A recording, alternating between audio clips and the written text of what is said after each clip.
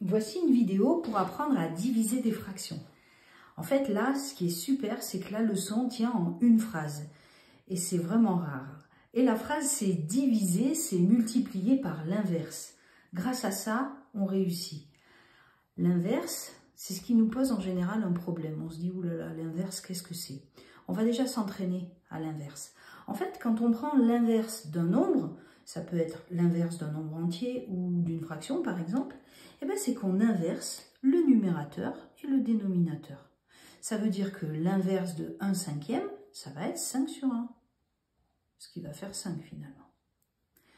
L'inverse de moins 4 tiers, en inverse, ça va faire 3 sur moins 4. L'inverse de 8, alors là c'est moins évident parce qu'on se dit qu'est-ce qu'on inverse. En fait, si c'était une fraction, c'est comme si c'était 8 divisé par 1. Le 1 est neutre. Prenez votre calculatrice, faites 8 divisé par 1, vous verrez ça fait 8. Donc c'est la même chose. Mais nous, ça nous arrange si c'est une fraction parce que là, je peux inverser avec le 1. Et ça fait 1 huitième. L'inverse de moins 2, ben c'est pareil. J'imagine que c'est moins 2 divisé par 1. Et du coup, j'inverse les deux. Ça fait 1 sur moins 2. Et voilà pour la notion d'inverse. Allez, maintenant, on va s'entraîner à diviser des fractions. On va prendre 3 calculs différents. Donc là, on va prendre 2 tiers divisé par 5 septièmes. On va mettre des signes aussi, parce qu'en quatrième, en fait, on met des nombres négatifs. Et comme ça, au moins, on a la règle des signes en plus. C'est ça qui change avec la cinquième. Divisé par moins 6. Vous avez vu, à chaque fois, j'ai fait des calculs différents. Donc, en fait, ici, on ne sait pas faire. Regardez, diviser. Donc, diviser, c'est ça. On ne sait pas diviser une autre division. Mais par contre, on sait transformer la division en multiplication. Parce qu'après, la multiplication, on sait faire. Du coup, diviser, c'est multiplier. Ok, donc ça veut dire que j'aurais écrit lui, puisque la transformation va se faire à partir de la division. Et à la place de la division, ils disent que c'est multiplier. Ok, ben alors je fais fois, voilà, par l'inverse. Ah, donc c'est lui que j'inverse en fait. Donc ça va faire 7 sur 5. Ah, mais ça après je sais faire. Hein. J'en fais une grande. 2 fois 7, 3 fois 5. 2 fois 7, ça fait 14. 3 fois 5, ça fait 15. Et voilà. Ensuite, on va faire celle-ci. Donc là, pareil, on ne sait pas diviser une autre division, donc on va transformer en multiplication. Lui, ben, je ne touche pas, c'est avant la transformation. Et là, je mets un fois. Et là, j'inverse. 4 tiers. Alors, du coup, ça fait une grande fraction, moins 2 fois 4 et 7 fois 3. Ce qui fait moins 2 fois 4, 8, 7 fois 3, 21. Allez, on fait le dernier. Ici, on a la transformation ici. Du coup, on écrit moins 8 sur moins 7 fois... Ah, alors là... Ah oui, alors je mets divisé par 1, comme ça c'est plus facile. Et du coup, j'écris 1 sur moins 6. Voilà. Donc du coup, j'en fais une grande. Moins 8 fois 1. Et en bas, ça fait moins 7 fois moins 6. Et du coup, 8 fois 1, moins 8 fois 1, ça fait moins 8. Moins multiplié par moins, ça fait plus. 6 fois 7, ça fait 42. Et là, je vais simplifier. Vous savez qu'on met toujours le résultat sous la forme simplifiée. Je divise par 2.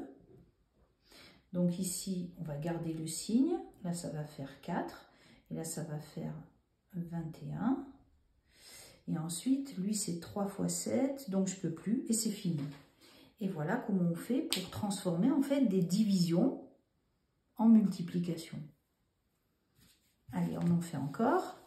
On va changer d'exercice, enfin on va changer d'exemple plutôt. Et je vais vous montrer les deux méthodes. Il y en a une qui est bien et l'autre, elle est bien aussi, hein, mais elle est plus longue et ça peut poser problème des fois.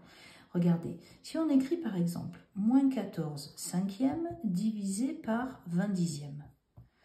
Donc là, il y a deux façons de faire.